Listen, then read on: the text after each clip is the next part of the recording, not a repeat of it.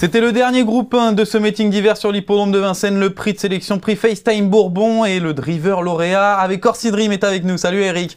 Bonjour. Déjà, on est content de vous voir, Eric. Déjà, ici présent à Vincennes dans un premier temps pour clôturer ce meeting. Comment ça va? Ça va, je vous remercie. Non, tout va bien. Moi aussi, c'est un réel plaisir de revenir aux courses aujourd'hui parce que il y a 2 semaines et demie de cela, je pensais pas être là aujourd'hui, donc je me suis motivé et la santé a fait que pas de douleur, donc j'ai pu donner mon feu vert et mon docteur, voilà, il m'a dit si tu souffres pas, tu peux y aller, quoi. C'est parti. Et sans transition, on va regarder justement cette course, Eric, avec Orsi Dream. Donc, comment vous avez avisé les choses tactiquement avant course?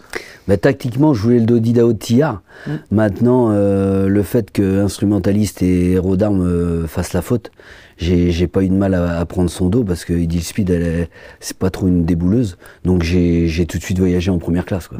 Ouais, c'est vrai qu'en plus, il y a des premiers faits, hein, Héros d'Armes au galop, Instrumentaliste au galop, Jazzy Perrine également au galop, et ça roule à ce moment-là, Eric? Ouais, franchement, je trouvais que ça descendait fort, moi.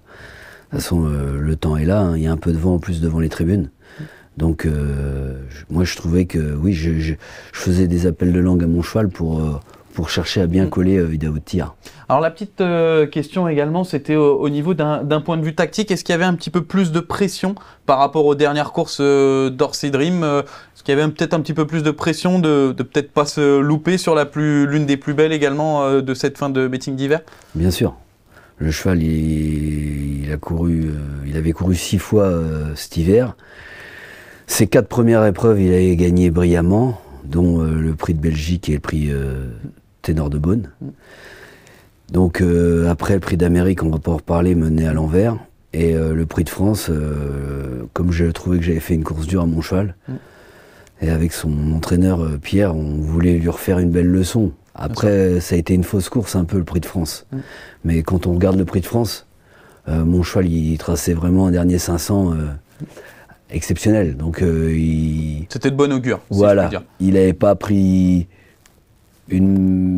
pas fait une course très dure. Dans le prix d'Amérique, mais comme tous ces chevaux-là, ils sont jamais.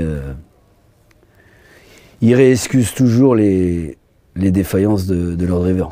On est dans le dernier tournant. Idaho de Tillard vient très fort. Éric Raffin est dans le sillage. Qu'est-ce que vous vous dites? Je me dis, je vais être second. Honnêtement, je me dis, je vais être second. Vous vous sentez battu par ouais, parce que je trouvais qu'il allait vraiment bien, Idaho de Tillard, et on le connaît. Il n'avait pas actionné les œillères. Et voilà, il a été un peu déséquilibré. Malheureusement pour son entourage, il a commis la faute. Mais honnêtement, je pense que j'aurais été deuxième. Et là, en voyant Juliette Papa Bravo revenir, vous avez une petite crainte ou vous saviez que c'était fait? Non, j'ai eu une petite crainte. Mais vous savez, à ce niveau-là, entrée de ligne droite, des 4 ans contre des 6 ans, même si le mien, dans sa tête, il a que 5 ans, parce qu'il n'a pas couru 1 an, mais ils sont quand même plus endurcis. C'est magnifique, Eric, de se retrouver là après les événements qui ont pu se passer et votre blessure notamment. Remporter un groupe 1 avec Orsi Dream, c'est ponctuer un meeting d'hiver également en beauté malgré quelques péripéties. Ouais. Parce qu'il faut bien se dire que j'ai fait un très mauvais début d'année au niveau... J'ai pris pas mal de sanctions. Donc depuis le début de l'année, avec mes sanctions et ma blessure, j'ai à peine couru 1 mois.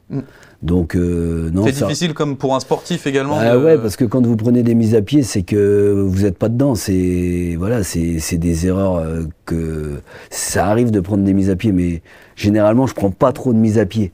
Et là, dans le mois de janvier, j'ai pris 16 jours. Donc voilà, après c'est une remise en question perpétuelle. Et là, de revenir comme ça après une blessure. Ouais, honnêtement, c'est un ouf de soulagement. Ça, pareil, ça lance également la saison avec la province et tout ce qui va suivre dans la foulée. Bien sûr. Hein.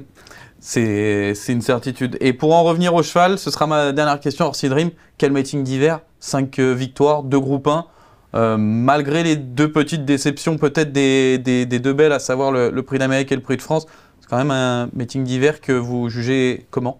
Comme vous venez de le dire, hein, c'est fabuleux. La preuve, c'est le cheval qui a gagné le plus de courses dans le meeting d'hiver. Donc, non, merci Orsi. Et...